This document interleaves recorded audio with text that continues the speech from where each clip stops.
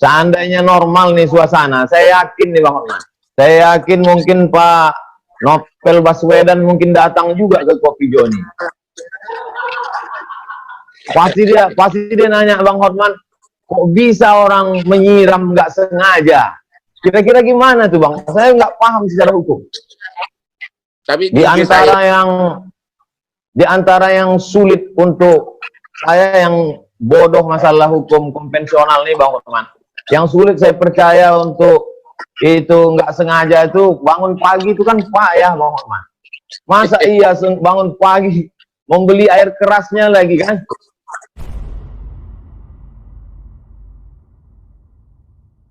Kalau orang kalau menjawab pertanyaan itu termasuk bagian dari solving problem, memberikan pencerahan jawaban masalah gitu.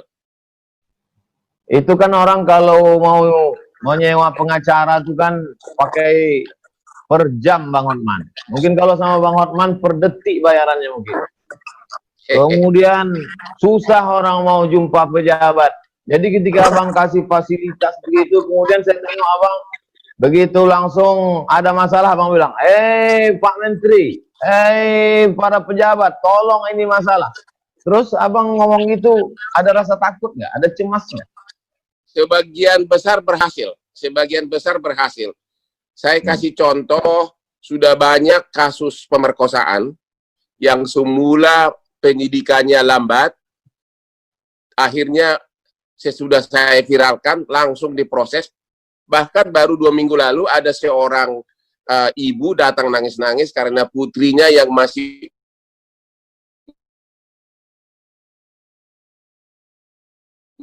umur 5 tahun penyidikannya agak lambat, tapi sesudah datang ke Kopi Joni saya viralkan, sudah berhasil, dan kemarin si bapak pelakunya itu divonis 10 tahun penjara.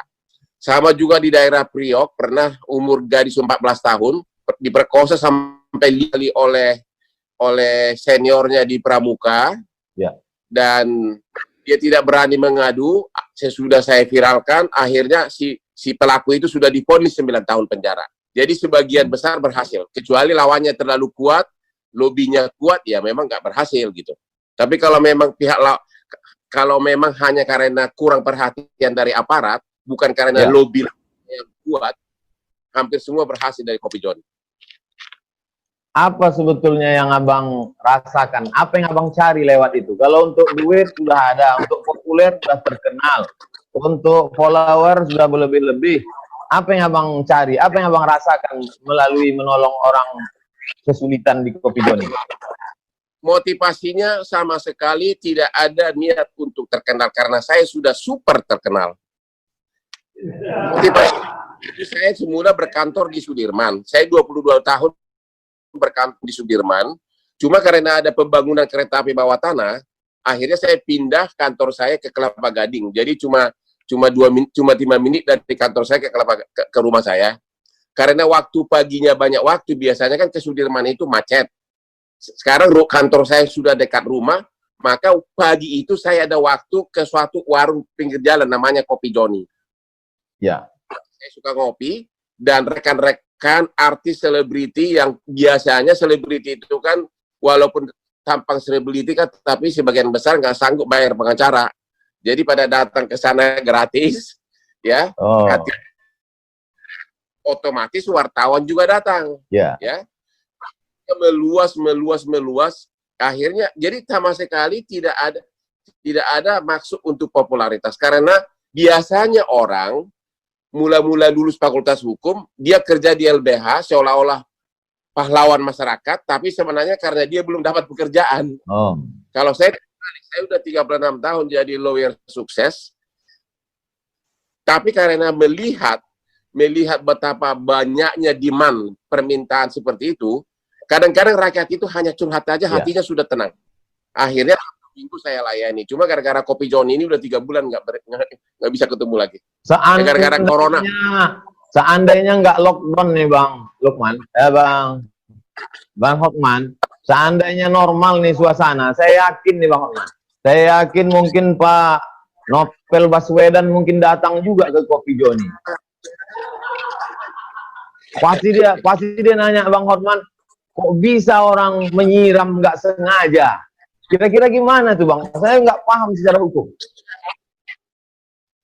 Ya, itu banyak pertanyaan. Tapi karena saya kebetulan tidak terlalu mendalami kasusnya, tapi memang di IG saya sudah ribuan orang mempertanyakan itu. Dan diminta memberikan komentar. Cuma karena masih proses persidangan, saya belum bisa komentar. Tapi di antara yang sulit untuk saya yang bodoh masalah hukum konvensional nih, Bang Hotman. Yang sulit saya percaya untuk itu nggak sengaja itu bangun pagi itu kan payah, Bang Hotman. Masa iya bangun pagi membeli air kerasnya lagi kan? Nah itu, tapi karena Bang Hotman belum mendalami, saya nggak bisa juga maksa Bang Hotman. Saya ada pertanyaan Pak Ustadz yang mau saya tanya. Dalam bidang kepengacaraan seperti yang saya alami ini, ada namanya solving problem out of the box. Artinya apa? Karena jam terbang yang tinggi, kita kadang-kadang kalau suasana kejepit, selalu otak itu mutar sendiri, cari jawaban, memuaskan lawan, maupun perdebatan di sidang, karena kita sudah terlatih untuk itu. Apalagi kalau pengacara itu ada yang pengacara lahir dari kandungan. Saya yakin saya sudah lahir dari kandungan ibu saya. Kalau ada kan born to be a king, saya born to be a lawyer. Saya mau tanya Pak Ustadz, karena ciri khas seperti itu juga ada sama Pak Ustadz. Saya perhatikan kalau Ustadz itu menjawab persoalan orang, selalu ada solving problemnya yang keluar otomatis dari pemikiran Pak Ustadz. Apakah itu dari pengalaman terlalu lama ceramah, atau memang instingnya Pak Ustadz yang tinggi, atau memang sudah lahir sebagai Ustadz, atau bagaimana? Atau pendidikan sekolah? Out of the box thinking namanya.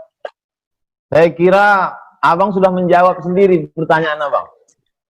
Yang pertama kadang pertanyaan itu berulang-ulang, Bang. Itu juga. Yang kedua, karena saya dulu sekolah di Mesir, itu masuk kelas nggak boleh bawa kertas, cuma bawa satu pena saja. Kalau kita mencontek, kita mesti hafal itu semua. Kalau kita mencontek ketahuan, visa kita dicabut, di deportasi. Lalu kemudian mungkin faktor doa orang tua juga. Mak saya mendoakan supaya jadi ustadz.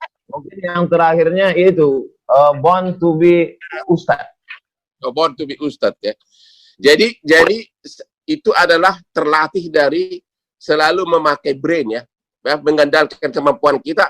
Akhirnya dia jadi tajam pemikirannya ya. Artinya ibarat air, kalau dia mengalir, dia pada saat dia air itu kejepit, akhirnya dia mencari alurnya sendiri, begitu kira-kira. Setuju ya? Iya Bang, ada namanya Ibnu Hajar. Ibnu itu anak, Hajar itu batu, anak batu. Jadi dia sulit untuk belajar. Lalu kemudian suatu hari dia lihat ada batu besar ditetesi oleh air. Air yang terus menetes. Sampai akhirnya batu itu berlubang. Disitulah dia, kalau kita sering ketuk pintu, lama-lama yang punya rumah dibukakannya juga pintu. Kalau terus ditetesi, jadi saya kira termasuklah juga kita ini, saking seringnya kita intip-intipan IG ini, akhirnya jumpa juga kita. Pernah saya intip IG Bang Hotman itu, Abang posting video saya tentang bangun subuh. Saya katakan berawal dari keterpaksaan, lalu kemudian menjadi kebiasaan. Abang posting itu di IG Abang, berawal dari keterpaksaan, lalu kemudian berubah menjadi kebiasaan. Apa yang menarik bagi Abang tentang bangun subuh? Karena itulah yang saya alami tiap hari. Karena terpaksa kita harus mencari solusinya. Akhirnya menjadi kebiasaan.